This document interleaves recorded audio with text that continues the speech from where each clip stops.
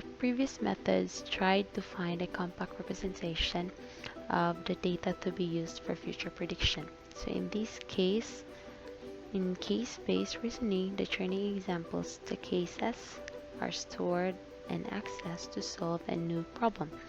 To get a prediction for a new example, those cases that are similar or close to the new example are used to predict the value of the target features of the new example. So this is at one extreme of the learning problem where, unlike decision trees and neural networks, relatively little work must be done offline, and virtually all of the work is performed at query time.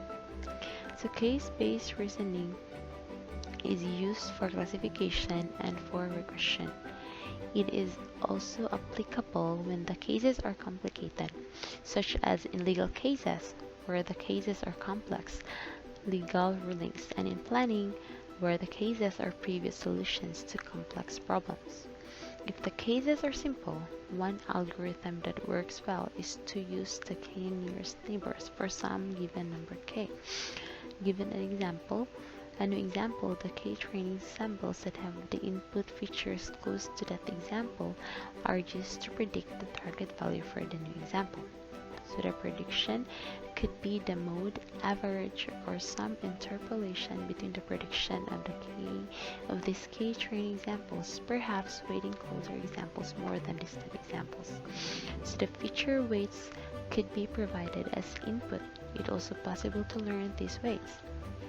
The learning agent would try to find weights that minimize the error in predicting the value of each element of the training set. So based on every other instance in the training set, this is an instance of leave one out cross validation. So we are going to consider use case-based reasoning in the data of 7.1 rather than converting the data to a secondary representation as in decision tree or neural network learning. So case-based reasoning uses the examples directly to predict the value for the user action in a new case.